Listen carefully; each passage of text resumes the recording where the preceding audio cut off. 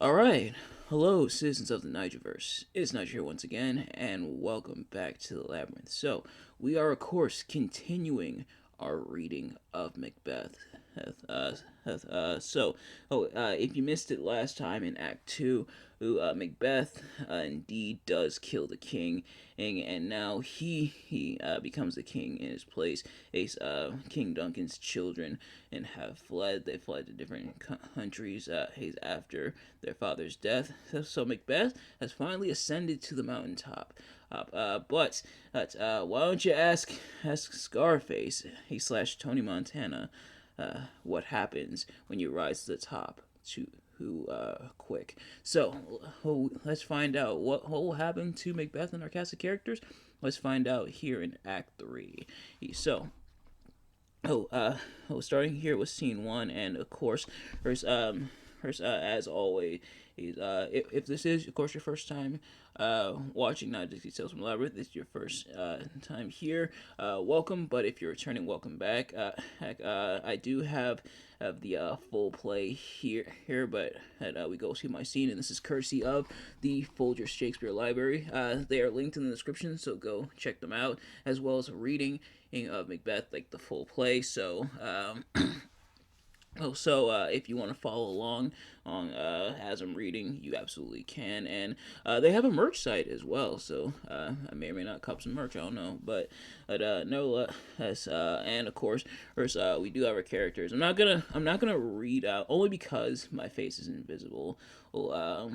Speaking of which, the new camera is on the way. I just ordered it yesterday, so it should be here within the next week or so. So we'll probably go back to the face cam and everything, but I probably won't use it as much.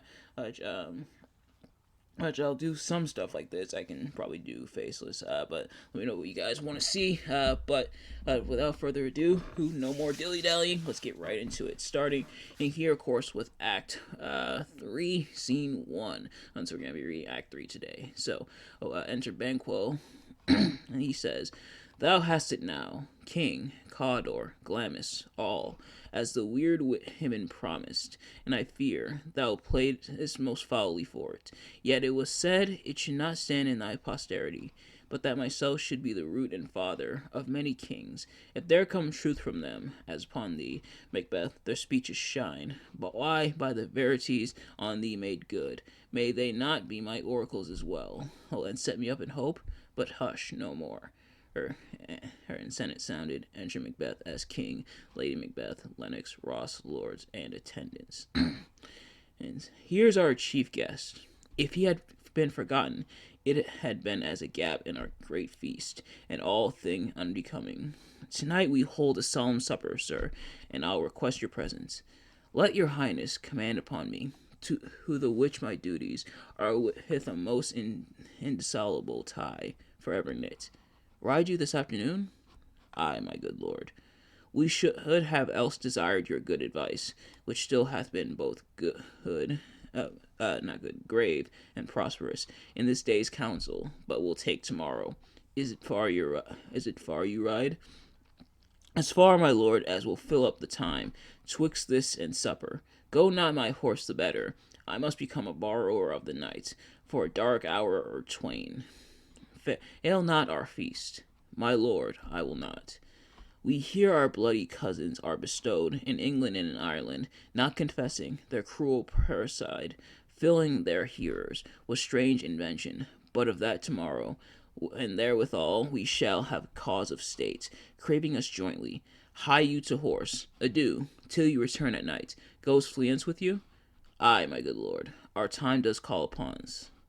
I wish your horses swift and sure of foot, and so, I do commend you to their backs. Farewell, and Banquo exits. Let every man be master of his time, till 7 at night, to make society the sweeter welcome. We will keep ourselves till supper time alone. Well, I'll then, God be with you. And lords and all but Macbeth and a servant exit. Sirrah, a word with you. Attend those men our pleasure? They are, my lord, without the palace gate. Bring them before us, and the servant exits.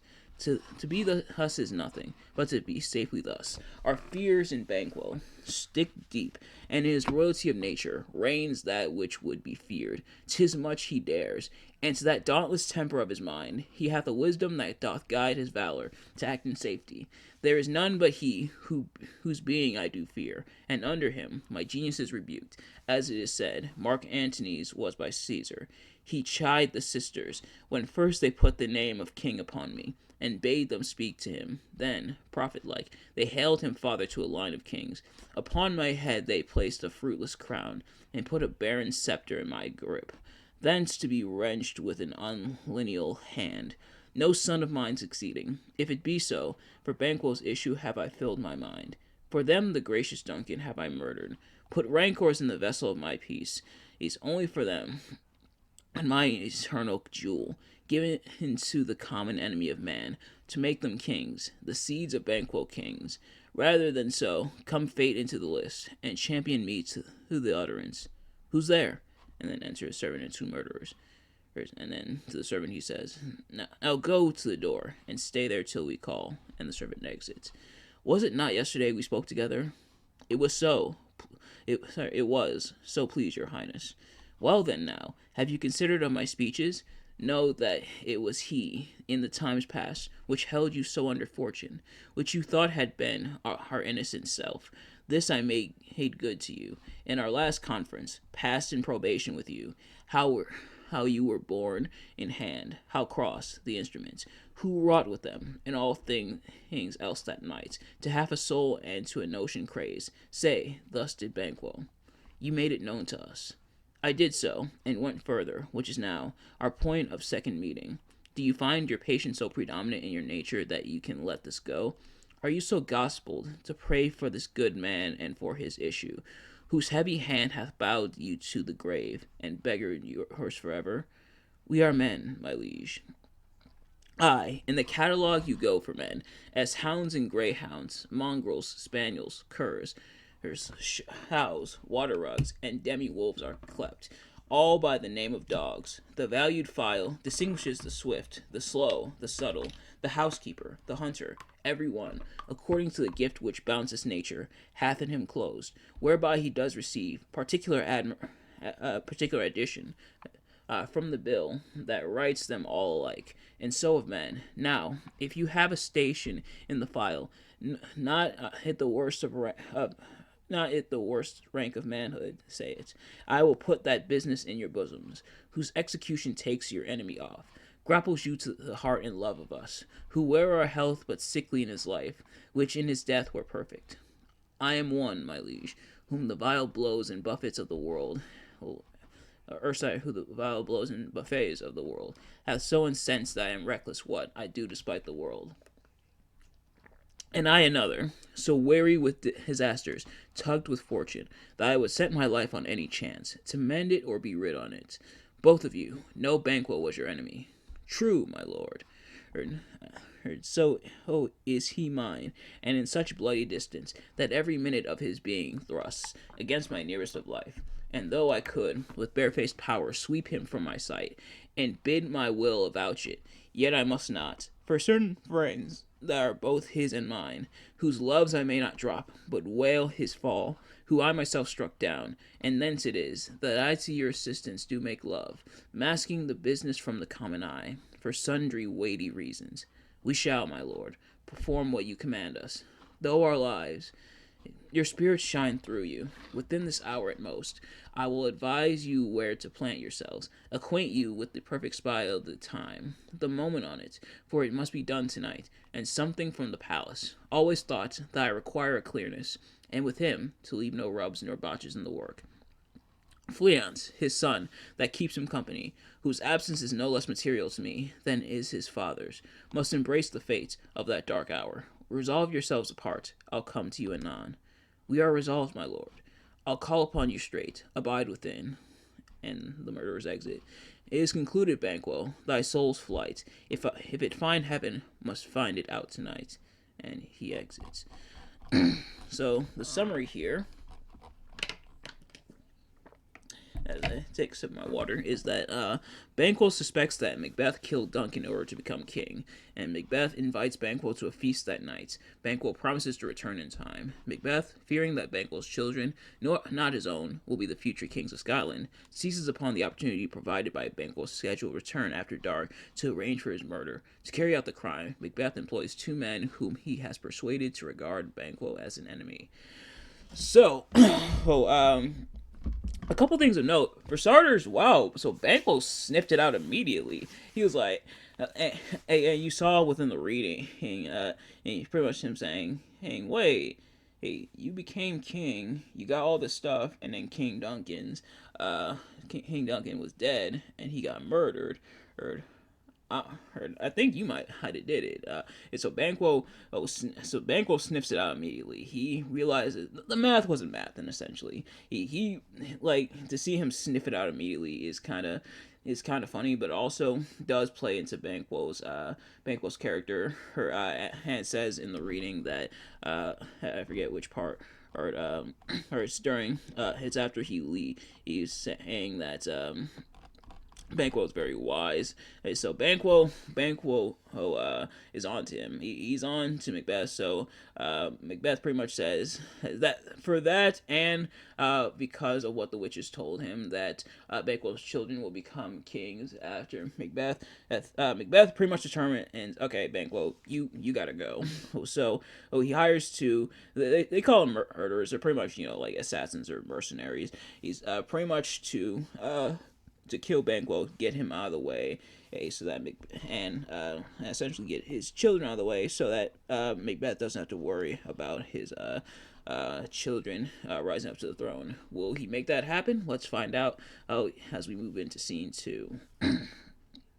So enter Macbeth's lady and a servant.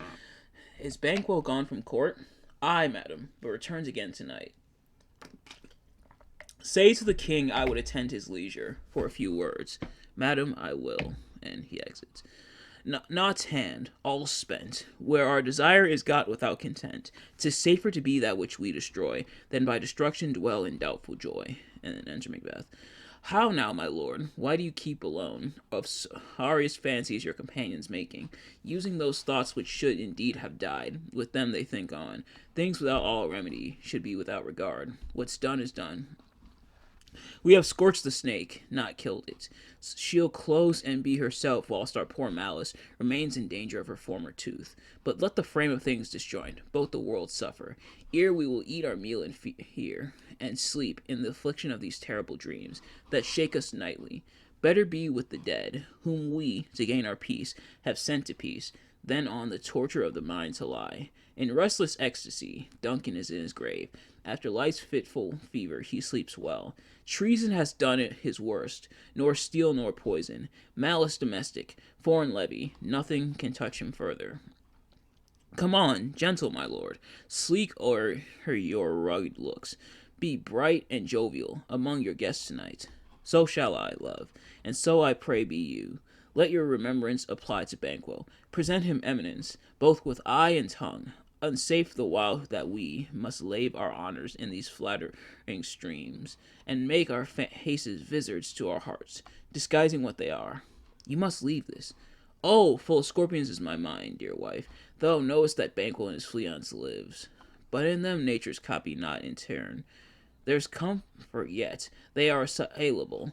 Then be thou jocund, ere the bat hath flown his cloistered flight, ere the black hate summons. The shard-born beetle with his drowsy hums hath wrung night's yawning peal. There shall be done a deed of dreadful note.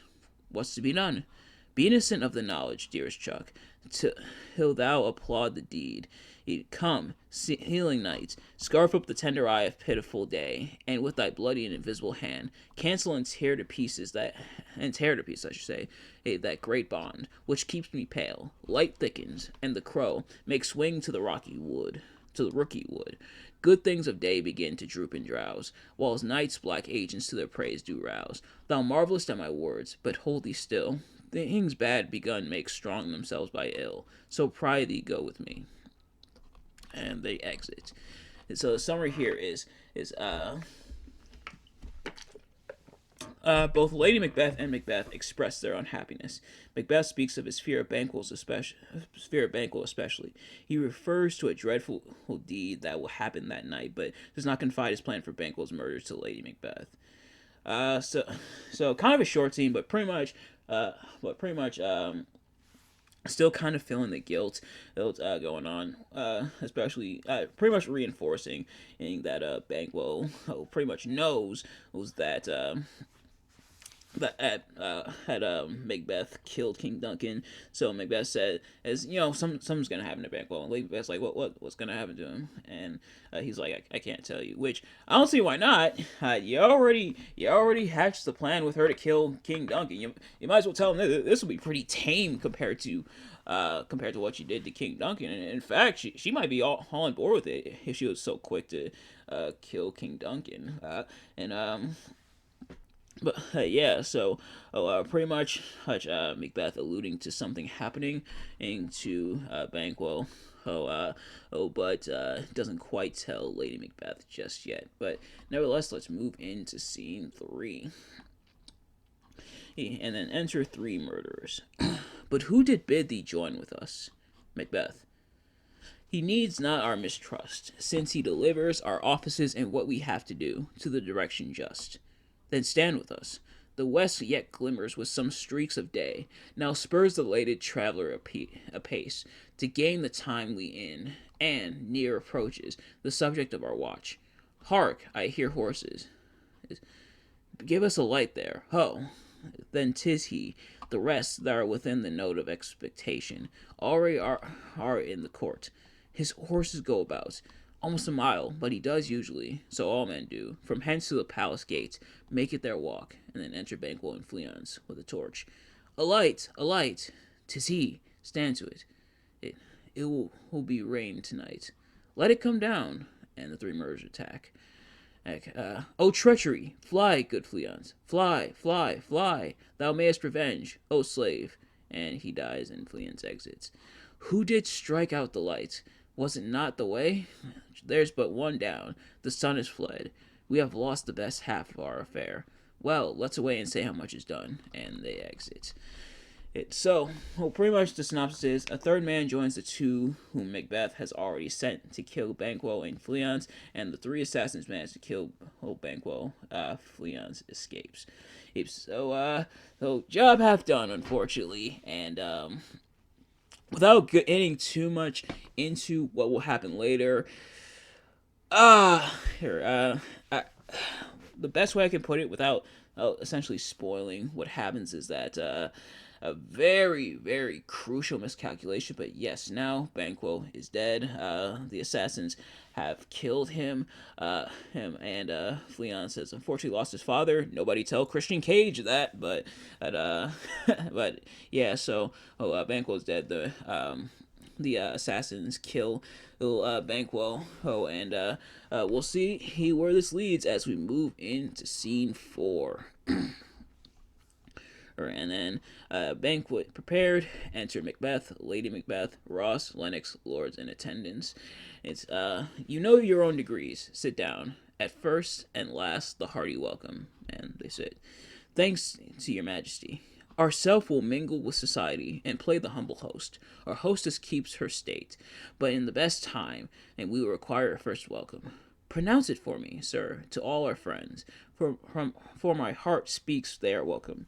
And then enter first murder to the door.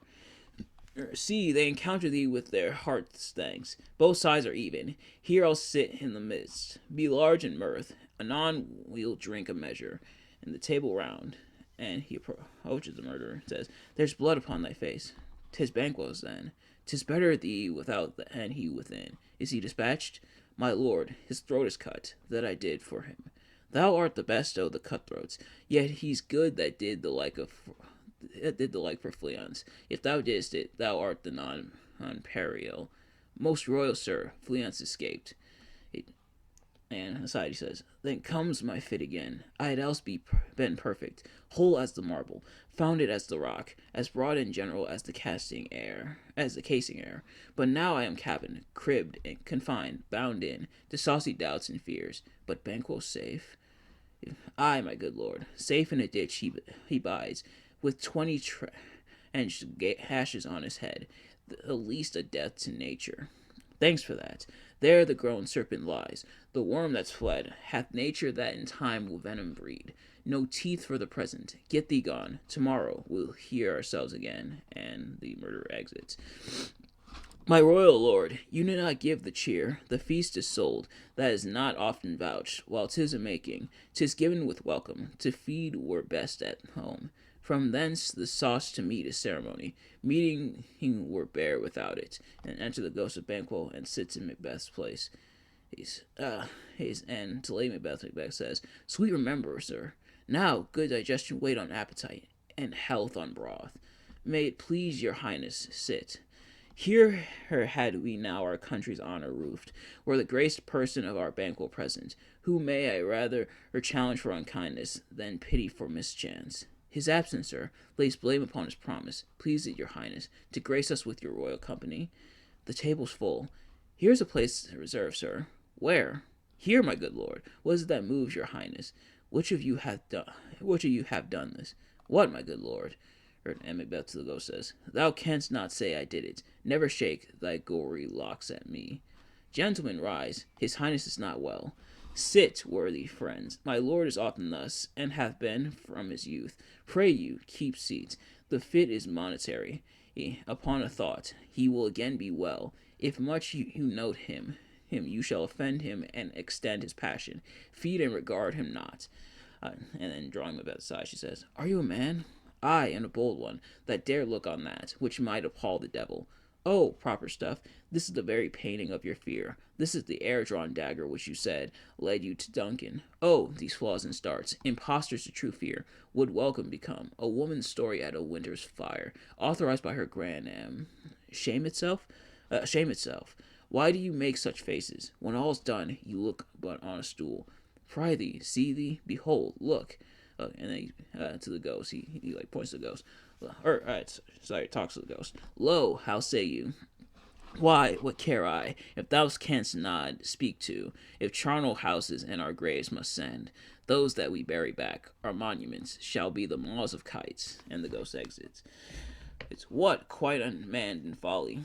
If I stand here, I saw him. Fie, for shame. Blood hath been shed ere now, I the olden time, ere humane statue purged the gentle wheel. Ay, and since too, murders have been performed, who terrible for the ear. The time has been, that, when the brains were out, the man would die, and there an end. But now they rise again, with tiny mortal murderers on their crowns, and push us from our stools. This is more strange than such a murder is. My worthy lord, your noble friends do lack you. I do forget. Do not muse at me, my most worthy friends. I have a strange infirmity, which is nothing to those that know me. Come, love and health to all. Then I'll sit down. Give me some wine.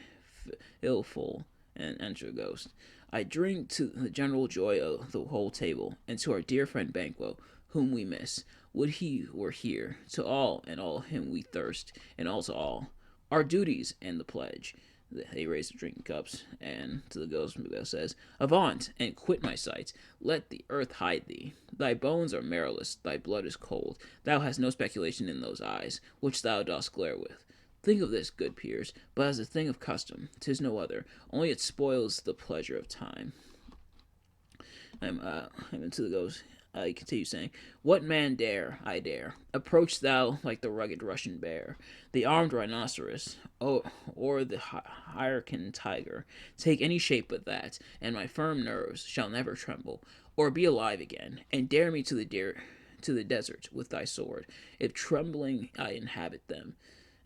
If trembling I inhabit then, protest me, the baby of a girl. Hence, horrible shadow, unreal mockery, hence. And the ghost exits. Why so, being gone, I am a man again. Pray you sit still. You have displaced the mirth, broke the good meeting, with hosts admired disorder. Can such things be, and overcome us like a summer's cloud, without our special wonder?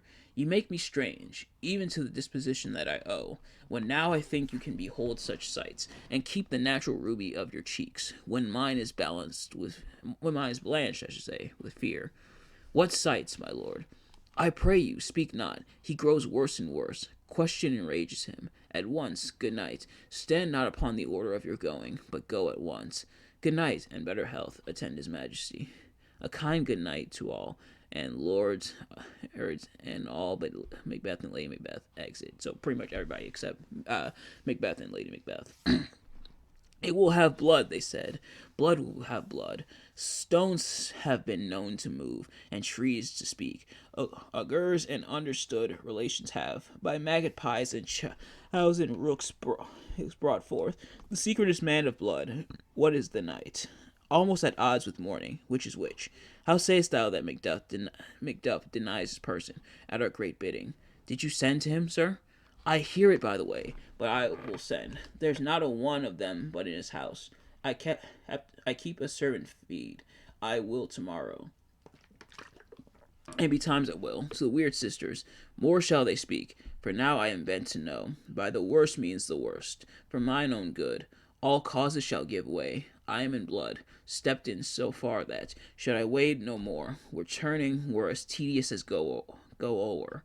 But strange things I have in head that will to hand, which must be acted ere that they may be scanned. You lack the season of all natures, sleep. Come, wheel to sleep. My strange in self abuse is the initiate fear that wants hard use. We are yet but young indeed, and they exit. So the synopsis here is that as Macbeth's banquet begins, one of Banquo's murderers appears at the door to tell Macbeth of Banquo's death and Fleance's escape. Returning to the table, Macbeth is confronted by Banquo's ghost, invisible to all but Macbeth. While Lady Macbeth is able to dismiss as a momentary fit Macbeth's expression of horror in the ghost's first appearance, the reappearance of the ghost and Macbeth's outcries in response to it force Lady Macbeth to send all the guests away. Alone with Lady Macbeth, Macbeth resolves to meet the witches again. He foresees a future marked by further violence. So, pretty much, Banquo, your Patrick Swayze showing, but yeah, so Macbeth receives the news that hey, we killed Banquo, and then we forgot to kill Fleance. He escaped. So Macbeth's like, we'll worry about it later. But then Banquo's ghost appears, and Macbeth looks like he's seen a ghost, literally, because he pretty much goes crazy over that. Now how it's interpreted to be a literal ghost, but it could also be interpreted as perhaps the guilt of what he's done really setting in, so it's one of those things where you can I can tell, supposed to be taken literally, like there was a literal ghost right there,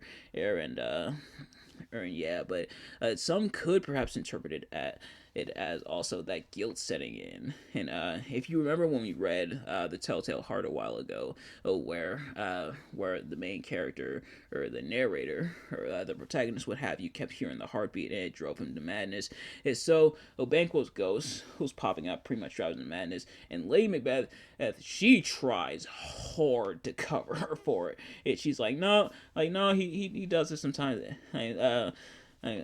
All the guests at the table like, yo, Macbeth, Macbeth, you're high. It's you all right? You good? And Lady Macbeth's like, no, he does this sometimes, but as it continues, Lady Macbeth's like, all right, that's it. Yeah, he's kind of out of it. Everybody go home. So trying their best to cover for it, but Banquo's ghost does haunt Macbeth. Macbeth feels that guilt, and we'll see how it pans out even further as we move in to scene 5, and maybe at the end, and saying he's going to revisit the witches. So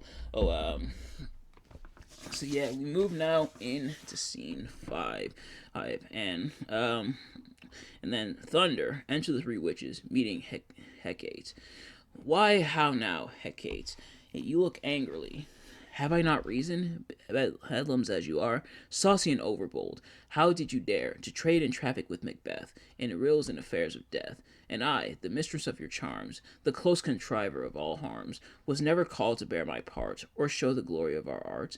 And which is worse, Whereas all you have done hath been for but for a wayward son, spiteful and wrathful, who, as others do, loves for his own ends, not for you. But make amends now, get you gone, and at the pit of Archeron, meet me in the morning, and thither he will come to know his destiny.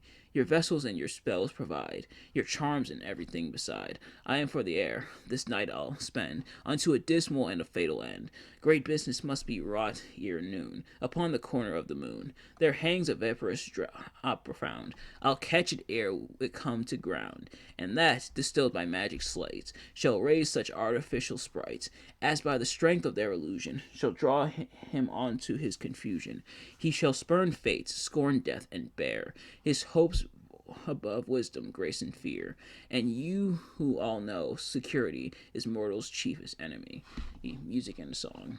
Hark, I am called, my little spirit, see, sits in a foggy cloud and stays for me. And Hecate exits. And seeing within, come away, etc.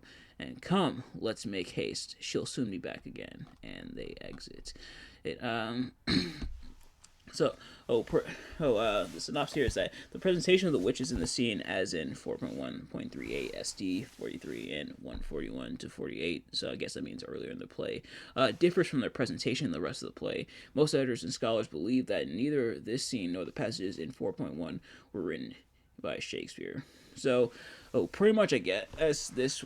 So I guess what the synopsis is trying to say, that this was edited in after the fact. So kind of dropped in there.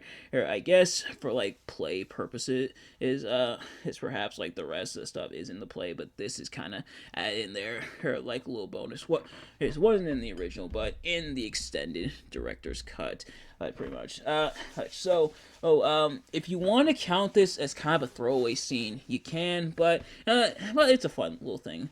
So I'll allow it. Also, before I forget, in regard to this line here, carry on my wayward son, there'll be peace when you are done. Lay your weary head to rest, don't you cry no more. So I guess Macbeth is all elite. Okay, I promise that's the last wrestling reference I'll make in this video. Also, I hope you enjoyed my absolutely dreadful singing. But nevertheless, as we move into the final scene, as we end off Act 3 here with Scene 6. So enter Lennox and another lord. My former speeches have hit your thoughts, which can interpret farther. Only I say, things have been strangely born. The gracious Duncan was pitied of Macbeth. Marry, he was dead, and the right valiant Banquo walked too late, whom you may say, if it please you, Fleance killed, for Fleance fled. Men must not walk too late, who cannot want the thought how monstrous it was from Elcombe for Donalbain to kill their gracious father. Damned fact, how it did grieve Macbeth. Did he not straight, in pious rage, the two delinquents tear, that were the slaves of drink and thralls of sleep? Was not that nobly done? Aye, and wisely too, for 'twould have angered any heart alive. See, here the man deny it, so that I say he has borne all things well, and I do think that had he Duncan's sons under his key, as and it please heaven he shall not, they should find what's where to kill a father, so should Fleance. But peace, for from broad words, and cause he failed, his presence at the tyrant's feast, I hear, Macduff lives in disgrace. Sir, can you tell where he bestows himself? Oh, the son of Duncan, for whom this tyrant holds the due of birth, lives in the English court and is received of the most pious Edward with such grace, that the malevolence of fortune nothing takes from his high respect. Thither Macduff is gone to pray the holy king upon his aid, to wake Northumberland and warlike skyward, that, by the help of these, with him above, to ratify the work, we may again give to our tables meat, sleep to our nights, free from our feasts and banquets bloody knives, do faithful homage, and receive free honors, all which we pine for now, and this report hath so exasperated the king that he prepares for attempt of war. Sent he to Macduff? He did, and with an absolute "Sir, not I," the cloudy messenger turns me his back, and hums, as who should say, "You'll rue the time that clogs me with this answer." And that well might advise him to caution the hold what distance his or I should say, advise to a caution the hold what distance his wisdom can provide. Some holy angel fly to the court of England and unfold his message eerie come, that a swift blessing may soon return this to our suffering country. Under a hand accursed, I'll send my prayers with him, and they exit. So the synopsis here is that Lennox and an unnamed lord discuss politics in Scotland. Lennox comments sarcastically upon Macbeth's official versions of the many recent violent deaths. The nameless lord responds with news of Macduff's flight to England to seek help in overthrowing Macbeth. So, this one almost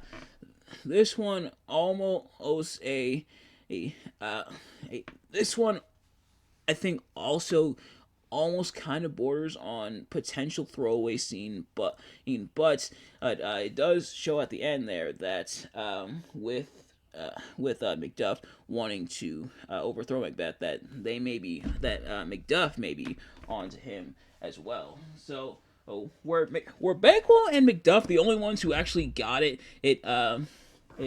Otherwise everybody else was just totally out of the loop and clueless as to